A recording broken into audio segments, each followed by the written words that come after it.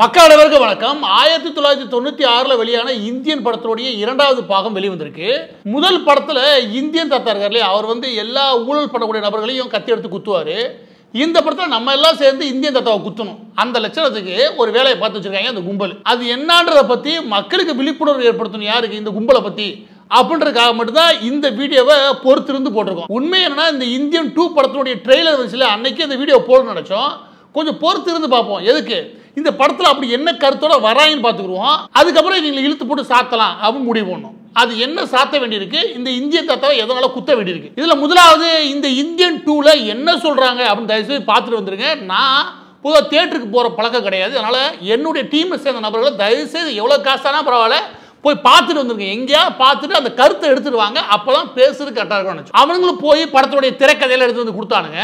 அதை பார்க்கும்போது என்ன கடுப்பு வந்துச்சு அப்படின்னா, இவங்க எல்லாம் நம்ம புத்திசாலி மாதிரி, நம்மளெல்லாம் எல்லாம் முட்டாள் மாதிரி அப்படின்னு நினைச்சிட்டு தீராங்க போல. யாரு இந்த கமலஹாசன் ஆரம்பிச்சு சித்தார்த்தில் தொட்டு சங்கர் அவர்களையும் சேர்த்து சொல்றேன். ஏன்னா சங்கர் அவர்கள் மீது ஒரு பெரிய மரியாதை இருந்தது ஒரு 20 வருஷத்துக்கு முன்னாடி. இன்னைக்கு அந்த மரியாதையை பெரிய அளவில் அவரே கெடுத்துக்கிறாரு. அவர் எடுத்த படத்தின் மூலமா எந்த மரியாதை சம்பாதிச்சாரோ அது அவரை இழக்கிறாரு. எதனாலும் சொல்றீங்க, என்னன்னா இந்த படத்துல வழக்கம் போல ஊழலை ஒழிக்கணும் தான் இந்திய தாத்தா வர வைக்கிறாங்களாம். சரி, வர வைக்கிறீங்க, எங்கேருந்து ஊழலை ஒழிக்கணும் நீங்க எதிர்பார்ப்பீங்க? தமிழ்நாட்டில் கூட ஊழலை ஒழிக்கணும்னு நினைப்பீங்க கரெக்டா. ஆனால் இவங்க ஒரு வித்தியாசமா கூவியிருக்காங்க. எதனை கேளுங்க, குஜராத்தில் நடக்கக்கூடிய கனிம வள கொள்ளை, ஏன் தமிழ்நாட்டில் கனிம வள கொள்ளையே நடக்கலையா ராஜா? ஏன் இங்கே கனிம வள கொள்ளைனா என்னன்ற பற்றி தெரியாம நீங்க எங்கே போய் எடுத்தீங்க? இது இந்திய லெவலில் ஊழலை ஒழிக்கிறதுக்கான இந்திய தாத்தா உள்ள இறக்குறாங்க. அது வேற ஒன்றும் கிடையாதுங்க. அது என்ன அப்படின்னா, படத்தை தமிழ்நாட்டில் மாதிரி எடுத்துன்னு வச்சுக்கோங்க, இவங்க ஆட்சியை குறை சொல்ற மாதிரி இருக்கும். படத்தை எடுக்கிறதுக்கு காசு கொடுக்கறது யாரு? உதயநிதி. எனவே அவங்கள போய் குறை சொல்ல முடியுமா? அப்படிலாம் திரைக்கதை வைக்காதீங்க. திரைக்கதை எங்கே கொண்டு வைங்க?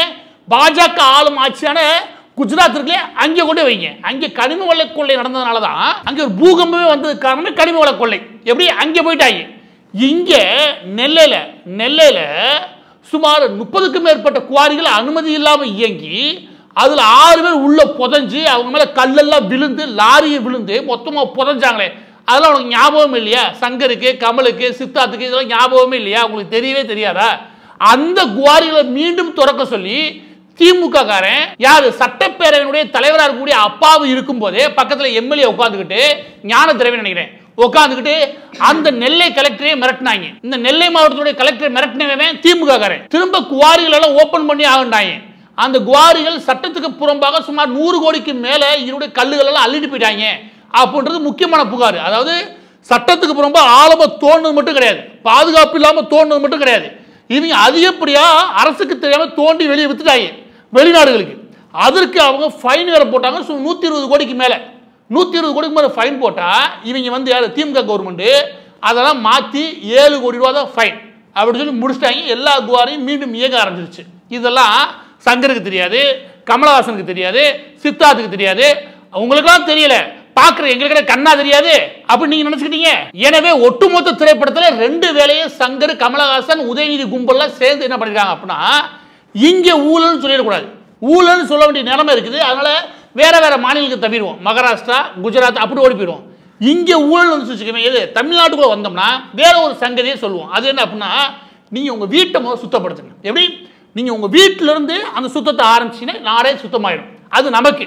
அதாவது இங்க என்ன சொல்றாங்கன்னா, நீங்க ஆட்சியாளரை குறை சொல்லாதீங்க, யார திமுக குறை சொல்லாதீங்க, நீங்க உங்களை திருத்துங்க அப்படின்னு நமக்கு பாடம் சொல்லிட்டு வெளி மாநிலங்களுக்கு போகும்போது அங்கே போய் ஊழல் ஒழிக்கிறாங்க. இவங்க எப்படி வித்தியாசமா கூவிருக்காங்க புரியுதா? இவங்க திரைக்கதை அமைச்சு புத்திசாலித்தனமா நம்மளை ஏமாத்துறாங்களாம். இதுக்காக தான் முதல்ல சொன்னேன், முதல் படத்துல நல்ல மரியாதையை சம்பாதிச்ச சங்கர் அவர்கள் இந்த படத்துல தான் மரியாதை தானே கெடுத்துக்கிட்டாரு. அதுக்கு முக்கிய காரணம் என்ன? வேற எதுவும் கிடையாது. உதவி காசு, அந்த காசை வாங்கி தின்றதுக்கு நீங்க இப்படி ஒரு படத்தை எடுக்கிறதுக்கு சும்மாவே இருந்தது வச்சுக்கவே உங்க மரியாதையை நீங்களே காப்பாற்றிருக்கலாம். இந்த திரைப்படத்தில் மிக முக்கியமாக கமலஹாசனுக்கு அடுத்து ஊருக்குள்ள சுத்தி தெரிஞ்சது யாரு அப்படின்னா வேற யாரும் கிடையாது, இந்த நாக்குப்பூச்சி சித்தார்த்து. இந்த நாக்குப்பூச்சி சித்தார்த்துன்னு ஏன் சொல்றேன்னா, அந்த நாக்கை வச்சுக்கிட்டு திமுக ஆட்சி அதிகாரத்து வர வரைக்கும் புரட்சி பேசி தெரிஞ்சான். இன்னைக்கு காலமே காணாம். திடீர்னு இந்த திரைப்படத்தின் மூலமா அவர் புரட்சி பேசியிருக்கான். அப்படி புரட்சி பேசுற அவன் திமுக கவர்மெண்ட்டை எந்த இடத்துலையும் குறை சொல்ல முயற்சி பண்ணவே இல்லை. அதுல மிக முக்கியமாக அந்த படத்துல இலவசங்கள் சம்பந்தமாக மக்களுக்கு பாடம் எடுத்திருக்காங்க. இவங்க எல்லாம் சேர்ந்துக்கிட்டு இலவசங்கள் எந்த அளவுக்கு மோசமானது அப்படி இப்படி பாடம் எடுத்திருக்கானுங்க. இவங்க எல்லாருக்கும் நான் சொல்ல வேண்டிய விஷயம் என்ன அப்படின்னா, அதுல ஃபேனு அது இதெல்லாம் காட்டுறீங்களே, அந்த படத்தை காமிச்சிருக்காங்க. எங்க கலர் டிவியை காட்டு, அதை மட்டும் இவங்க காட்டவே இல்லை. இதுல இவங்க எவ்வளவு பேர் தில்லால கட்டி வேலை பார்க்கறாங்க புரியுதா? அதாவது ஃபேனு மற்றதெல்லாம் ஜெயலலிதா அவர்கள் கொடுத்தாங்க. கலர் டிவி முத கலர் டிவியை கொடுத்து இந்த நாட்டில் ஆட்சியை பிடிச்சதே திமுக தான். இலவசங்களுக்கு மக்களை வித்ததே திமுக தான். இலவசங்களுக்கு மக்களை நாக்கு தொங்கப்பட வச்சதே திமுக தான். அந்த கேவலமான வேலையை ஆரம்பிச்ச திமுக ஒட்டு மொத்தமா கத்தி எடுத்து இந்தியன் தேசத்தை குத்த கிளம்புனா முதல் திமுக கவர்மெண்ட் தான் குத்தணும். ரைட்டா இல்லையா? அந்த கலர் டிவி மறைச்சிட்டாங்க. அப்ப அந்த இடத்துலயே உங்க புத்தியில எதை கொண்டு அடிக்கிறது யாரு? இந்த இந்தியன் 2 படத்தை எடுத்து ஊருக்கு வக்கடையா புரட்சிகரமான கருத்தறிக்கை வந்த இந்த கும்பலை எதை கொண்டு அடிக்கிறது கேட்கிறேன். நீங்க காதல் படம் எடுங்க, நீங்க காதல் படம் எடுங்க, இல்ல கன்றாவியான படம் எடுங்க, அப்பெல்லாம் இந்த பிரச்சனை வரப்போறது இல்லை. ஆனா ஒரு படத்தை எடுத்து நான் ஊருக்குள்ள கருத்து சொல்ல போறேன்னு வந்து வச்சுக்கவேன், அப்ப என்ன தோணும்? அந்த இடத்துல நீ என்னடா யோக்கியன்னு கேட்கறத விட நீ இவ்வளவு பெரிய திருட்டுத்தனத்தை பண்ணனா நீ அப்பட்டமா மாட்டிப்ப. நீங்க எல்லாம் நினைச்சிட்டீங்கன்னா மக்கள் எல்லாம் முட்டாளு, நான் தான் அறிவாளி கமலஹாசன் நினைப்பாரு. அந்த மாதிரி இந்த கும்பலை நினைச்சிச்சு போல இருக்கு. கலர் டிவி மறைச்சிருங்க, மற்றதெல்லாம் இலவசம். இந்த கவுண்ட் பண்ணி ஜோக்ல ஒரு கண்ணை மறைச்சிட்டு செருப்பு காட்டுவார்ல, எத்தனை செருப்பு தெரியுது? ஒரு செருப்பு. 2 கண்ணை தோற இப்ப எத்தனை செருப்பு தெரியுது? ஒரு செருப்பு தாங்க தெரியுது. 2 செருப்பு தெரியுண்டா? தெரியலையே. தெரியல செருப்பை கொண்டே அடிப்புட்டாண்டு வரலையா? அந்த கதை தான் உங்களுக்கு. அதை கவுண்ட் பண்ணி சொன்ன 2 செருப்பு கதை இருக்கு இல்லையா? அதுக்கு வேற யாருக்கு பொருந்தோ இல்லையா இவங்க கும்பலுக்கே பொருந்தும். அது ஏன்றது 2வது விஷயத்துக்குள்ள வரேன். அது என்ன கேளுங்க. அது என்ன அப்படின்னா, இந்த படத்தை எடுக்கிறதுக்கு முதலாவது லைக்கா நிறுவனம், அதுக்கு முன்னாடி ஒரு நிறுவனம் வச்சுக்கோங்க, அதுக்கு லைக்கா நிறுவனம் உள்ள வருது. அதுக்கப்புறம் இவங்க குதிக்கிறாங்க. யாரு? உதயநிதி கும்பல். நீங்க எல்லா பேரும் இந்த இடத்துல உணர வேண்டிய விஷயம் என்ன அப்படின்னா, திமுக ஆட்சி அதிகாரத்துக்கு வந்ததுக்கு அப்புறம் 2022 மட்டும் சுமார் 20க்கும் மேற்பட்ட திரைப்படங்களை டிஸ்ட்ரிபியூட் பண்ணிருக்கு இந்த ரெட் ஜெயின்ஸ். அது யாரு? உதயநிதி அவர்களுடைய நிறுவனமான ரெட் ஜெயின்ஸ் என்ன பண்றாங்க? தமிழகம் முழுவதும் 20க்கும் மேற்பட்ட திரைப்படங்களை டிஸ்ட்ரிபியூட் பண்றாங்க, விநியோகம் பண்றாங்க. அது முன்ன வரைக்கும் இவங்க ஆட்சி அதிகாரத்துக்கு வரக்கு முன்ன வரைக்கும் வெறும் 3 படம் 4 படம் தான். 3 படம் 4 படம் டிஸ்ட்ரிபியூட் பண்ணிக்கிருந்த உதயநிதி திடீர்னு 25 படம் 30 படம் ஒரு வருஷத்துல எல்லா படத்தையும் அவரே டிஸ்ட்ரிபியூட் பண்ணார்னா அதன் வழி என்ன நடத்துது இந்த கும்பல் அப்படின்னா ஏதோ தப்பு பண்ணுது. கரெக்டா இல்லையா? அது நம்மளால புரிஞ்சுக்க முடியுதா? அதாவது வேற கிடையாது, இவங்க நாட்டுக்குள்ள கொள்ளையடிக்கிறாங்க. அந்த கொள்ளையடிச்ச காசு ஃபுல்லா கருப்பு பணத்தை ஃபுல்லா நல்ல பணமா மாத்துறதுக்கு இந்த திரைப்படங்கள் இருக்கு இல்லையா, இந்த பிலிம் இண்டஸ்ட்ரியை பயன்படுத்துறாங்க. இது பயன்படுத்துறாங்களா இல்லையா? சங்கர் மனசாட்சி சொல்லுங்க, கமலஹாசன் எங்க வேணா மேடையை போட சொல்லுங்க, நான் வரேன். இந்த கும்பல் எந்த அளவுக்கு இந்த பிலிம் இண்டஸ்ட்ரியை பயன்படுத்தி கருப்பு பணத்தை ஒயிட்டா மாத்துற விஷயத்தை நான் சொல்றேன். அதுக்கு பின்னாடி இருக்கக்கூடிய ரகசியம், அந்த 20-30 படத்தை ரிலீஸ் பண்றாங்கல்ல, அதுக்கு பின்னாடி இருக்கக்கூடிய ரகசியத்தை நான் சொல்றேன். கமலஹாசன் ஒத்துக்கொண்டு தன்னுடைய இடுப்புல குத்திக்க தயாரா? நான் கேட்கிறேன். இந்தியன் தாத்தா தான் இடுப்புல குத்திக்க தயாரா கேட்கிறேன். இப்ப அது இல்ல பிரச்சனை. அதாவது படத்தெல்லாம் வாங்கி டிஸ்ட்ரிபியூட் பண்ணி அதுல கருப்பு பணத்தை காமிச்சது மட்டும் பிரச்சனை கிடையாது. இந்த படத்துல வித்தியாசமா ஒரு வேலையும் பாக்குறாங்க. அது என்ன அப்படின்னா, திமுக ஆட்சி அதிகாரத்துக்கு வந்ததுக்கு அப்புறம் இதுதான் முதலாவது அவங்க தயாரிக்கக்கூடிய படம். யாரு? இந்த ரெட் ஜெயின்ஸ்க்கு கீழே தயாரிக்கக்கூடிய இந்த படம் இருக்குல்ல, இதோட ஒட்டுமொத்த பட்ஜெட் 280 கோடி. ஏறக்குறைய 280 கோடியில எங்களுக்கு இருக்கிறவங்க விசாரிச்சு வர இந்த லைக்கா நிறுவனம் இவங்க 150 கோடி வரைக்கும் செலவழிச்சிடறாங்க. அதை போக ஒரு 100 கோடி ரூபாய் இருக்குல்ல, அதை செலவழிச்சதாக ரெட் ஜெயின் நிறுவனம் கணக்கு காட்ட முயற்சி பண்றாங்க. இதன் வழியாக சங்கர் செய்யக்கூடிய, சங்கரும் சங்கரோட கூட்டாளிகளும் செய்யக்கூடிய அப்பட்டமான ஊழல் என்ன அப்படின்னா, ஒரு 100 கோடி ரூபாய்க்கு கணக்கு எழுதுறது. அதாவது ஆகாத செலவு. எடுத்துக்காட்டுக்கு ஒரு இடத்துல ஹோட்டல்ல ரூம் போட்டோம், அதோடைய மதிப்பு சுமார் 10,000 வச்சுக்கோங்க. இவங்க என்ன எழுதுவாங்க அப்படின்னா 1 லட்சம் ரூபாய்க்கு ரூம் போட்டு செலவாச்சு எழுதுவாங்க. இது கணக்கு எழுதுறதுக்கு. அதாவது வெளிநாடுகளில் தைவான்ல போய் ஒரு சண்டை, அந்த தைவானுக்கு போக வேண்டிய அவசியமே கிடையாது. நீங்க தைவானுக்கு போய் அங்கே கூட நிறுவனம் வச்சுக்கிட்டு செல் நிறுவனம் வச்சுக்கிட்டு அங்கே ஒரு 30 கோடி ரூபாய் கணக்கு எழுதுறது. இந்த 30 கோடி ரூபாய் இங்க செலவாச்சு. ஆனா ஆயிருக்கிறது 3 கோடி தான் ஆயிருக்கும். ஆனா 30 கோடி ரூபாய் செலவு கணக்கு எழுதுவானுங்க. இப்படி எழுதி அந்த பட்ஜெட்டை 280 கோடி கொண்டு வந்துட்டாங்க. 280 கோடியில எனக்கு தெரிஞ்சு 100 கோடிக்கு மேல அது போலி கணக்கு. இதை சங்கர் வெளியே வந்து பேச தயாரா? அந்த 100 கோடி ரூபாய் போலி கணக்கில் எழுதுறதுக்கு காரணமே உதயநிதிக்கு நீங்க கருப்பு படத்தை வெள்ளையா மாத்திருக்கான முயற்சியில் ஈடுபடுறீங்க. அதற்காக இந்தியன் 2 படத்தை நீங்க எடுத்தீங்க. நான் சொல்றேன், இதுக்கு பொதுவையில விவாதம் பண்றதுக்கு இந்த கும்பல் தயாரா? இந்த கருப்பை வெள்ளையாக்குறதுக்கான எல்லா கணக்கிலுமே கமலஹாசன் அவர்கள் மிக கூர்மையா வேலை பார்த்திருக்காரு. கமலஹாசன் அவர்களுக்கு சுமார் பெரும் தொகையை இதன் வழியாக கொடுக்கிறதுக்கு இந்த உதயநிதி கும்பல் முயற்சி பண்ணுது. இது 3வது குற்றச்சாட்டு. அது ஏன் நான் சொல்றீங்க? அது ஏன்னா இந்த கமலஹாசன் கட்சி ஆரம்பிச்சு பின்னாடி அந்த கட்சியை கரைச்சு திமுக கொண்டு ஒட்டுமொத்தமா அடகு வச்சார் பாருங்க, அதுக்கு தான் இது. வேற எதுவும் கிடையவே கிடையாது. கமலஹாசனுக்கு இன்னைக்கு கொடுக்கக்கூடிய விலைன்றது முழுக்க முழுக்க அவர் நேற்று இவங்க ஆட்சி அதிகாரத்துக்கு வர்றதுக்கு உதவுனதுக்கும் பின்னாடி அந்த கட்சியை கரைச்சு இவங்ககிட்ட கொண்டு வந்து சேர்த்தார் இல்லையா, அதுக்கு மாறுது. இதுல இந்த நாக்குப்பூச்சி சித்தார்த்து இருக்கான் பாருங்க, அவனும் அடங்கும். அவன் தான் 2021 கட்சி தெரிஞ்சுக்கிட்டான், இப்ப காணாமையே போயிட்டான். அதுக்கு காரணமும் அவன் சபரீசனுக்கு அடிமையா தெரிஞ்சான். யாருக்கு? ஸ்டாலின் அவருடைய மருமகன் சபரீசன் அவருக்கு அடிமையா வேலை தெரிஞ்சான்.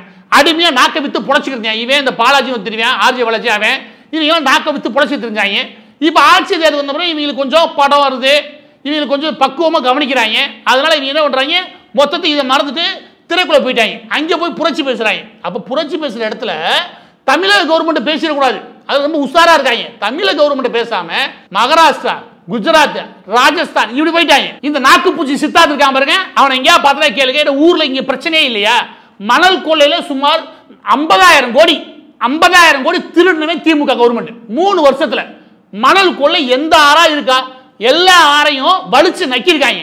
அந்த ஆற ஃபுல்லா திருடாங்களே, அந்த ஆற ஃபுல்லா ஏறக்குறைய கற்பழிக்கிறதுக்கு சமம். அதை செஞ்சு முடிச்சிருக்கான் திமுக காரன். துரைமுருகனையோ இல்ல கதிரானந்த் போன்றவர்களையோ அவங்க சம்பந்தப்பட்ட ஆட்கள் இருக்காங்க, கரிகாலம் போன்றவர்கள், அவங்க எல்லாம் சுட்டு தள்ளுற மாதிரி படம் எடுத்திருந்தீங்கன்னா நீ யோக்கிய. இன்னைக்கு நடக்கிற பிரச்சனையை, இன்னைக்கு தமிழ்நாட்டில் நடக்கிற பிரச்சனையை எடுத்து அந்த அரசியல்வாதிகளோட முகத்தை கிழிச்சிருந்தா நீ நல்லவன். அதை பத்தி எந்த வார்த்தையும் நான் பேச மாட்டேன். ஆனா நான் யோக்கியன் நீங்க நம்புங்க. நீ வந்தேன்னா இந்த நாக்குப்பூச்சி சித்தார்த் என்ன பண்றது? இதோட மட்டும் கிடையாது, இதுக்கப்புறம் இன்னொரு படம் மணிரத்னத்தை வச்சு ஒரு படம் எடுக்கிறாங்க. அந்த படத்திலையும் கமலஹாசனை வச்சு தயாரிக்கிறது இந்த ரெட் ஜெட் யாரு? உதயநிதி அவர்களுடைய நிறுவனம் தயாரிக்குது. அதற்கு ஒரு பெரிய தொகை கைமாறுது. அதுவும் கள்ளப்படம் தான். இந்த கள்ளப்படத்தை வாங்கி குவிக்கிறதுக்காக கமலஹாசன் நாக்க தொங்க போட்டு திமுகவுடைய அறிவாலயத்தில் போய் நின்று இந்த 3 வருஷம் வேலை பார்த்துருக்காப்ல. இதுதான் உண்மை, இதுதான் சத்தியம். இதுக்கு நீ இந்தியன் 2 படம் எடுப்ப, அதுல நாங்களாம் திருந்தணும்னு பாடம் எடுப்ப, உங்க வீட்டுக்குள்ள இருந்து ஆரம்பிட்டுவ. ஏன் ஓ வீட்டுல இருந்து நீ ஆரம்பிக்க வேண்டியதானே? நீ படம் எடுத்தல, உன் வீட்டுக்குள்ள இருந்து ஆரம்பிக்க வேண்டியதானே? சங்கர் என்ன பண்ற?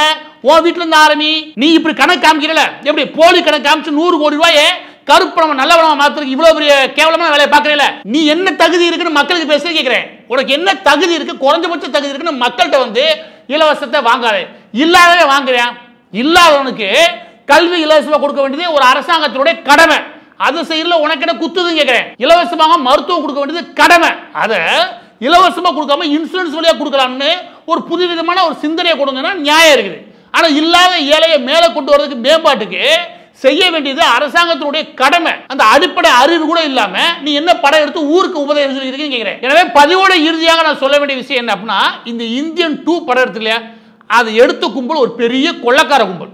அந்த கொள்ளக்காரன் இருந்து பங்கு பிரிச்சு அதை கணக்கு வழக்கா தின்றதுக்காக ஒரு கும்பல் ஒன்று அலையுது. அந்த கும்பல் தான் இதில் நடிச்ச கும்பல். அதை 2 பேரும் இணைச்சு அதுக்கு ஒரு ஸ்கிரிப்ட் எழுதின கும்பல் தான் அதுக்கு பின்னாடி திரைக்கதை வசனம் எழுதி டைரக்ட் பண்ண கும்பல். இது எல்லாமே திருட்டு கும்பல் தான். இந்த எல்லா திருட்டு கும்பல் சேர்ந்து என்ன சொல்லுது? மக்களே, நீங்க உங்க வீட்டுல இருந்து சரியா திருந்தி வாங்க. தமிழக அரசு பாருங்க, அதுக்கு கீழே எந்த குறையும் சொல்ல முடியாது. ஏன்னா சொல்ற மாதிரியான ஆட்சி இல்லை. இதுதான் இவங்க மறைமுகமா சொல்லக்கூடிய விஷயம். இது நீங்க ஏத்துக்கிறீங்க?